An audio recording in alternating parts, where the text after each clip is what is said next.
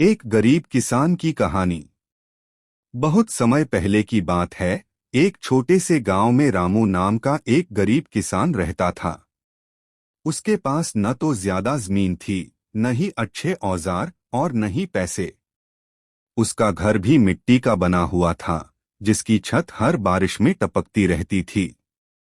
फिर भी रामू हमेशा मुस्कुराता रहता था और मेहनत से काम करता था। रामू की एक छोटी सी जमीन थी, जिस पर वह हर साल गेहूं या चावल बोता था। बारिश ठीक हो जाए तो फसल अच्छी हो जाती, लेकिन अगर सूखा पड़ जाए या आंधी तूफान आ जाए तो उसकी सारी मेहनत बर्बाद हो जाती। गांव के बड़े जमींदारों की तरह उसके पास ट्रैक्टर, खाद या बीज के अच्छे साधन नहीं थे। लेकिन रामू के पास कुछ था, उसका ईमान, मेहनत और आशा। परिवार और संघर्ष। रामू की पत्नी गौरी एक समझदार और मेहनती महिला थी। दोनों के दो बच्चे थे, बड़ी बेटी गुड़िया और छोटा बेटा मोहन। घर की हालत बहुत खराब थी, लेकिन फिर भी गौरी हमेशा कहती, रामू, अगर हम दिल से मेहनत करेंगे तो एक दिन भगवान जरूर हमारी मदद करेंगे। रामू रोज सुबह सूरज उगने से पहले खेत में जाता, बैल को जोतता और पूरा दिन खेत में पसीना बहाता। लेकिन कर्ज बढ़ता जा रहा था। गांव के साहूकार लाला हरिराम ने उसे कर्ज पर पैसे दिए थे और अब वो ब्याज समेत सब वसूलना चाहता था। मुश्किलों की आंधी। एक साल बहुत बुरा सूखा पड़ा। सारे गांव की फसलें बर्बाद हो गईं। रामू के पास खाने तक को कुछ नहीं बचा। लाला हरिराम ने धमकी दी कि अगर पैसे वापस नहीं दिए गए तो वह जमीन छीन लेगा। रामू की आंखों में आंसू आ गए। वह रात भर सो नहीं पाया। तभी उसकी बेटी गुड़िया ने कहा, बाबा, मैं पढ़ाई छोड़ देती हूँ, आप पैसे बचा लेना। रामू को यह बात बहुत चुभी।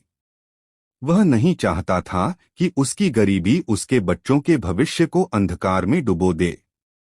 उम्मीद की किरण।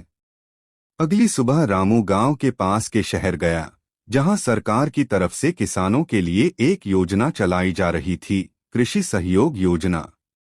वहां जाकर उसने फॉर्म भरा, कई कागजात जमा किए और कुछ ही हफ्तों में उसे सरकारी सहायता मिल गई, बीज, खाद और एक छोटा ट्रैक्टर किराए पर। रामू ने फिर से मेहनत शुरू की। इस बार बारिश भी ठीक ठाक हुई। उसकी फसल खूब लहराई। गांव में सबसे अच्छी फसल रामू की थी। अब उसके पास थोड़ा पैसा भी आया और उसने सबसे पहले लाला हरिराम का सारा कर्ज चुकाया। फिर अपनी बेटी को स्कूल में दोबारा दाखिल करवाया।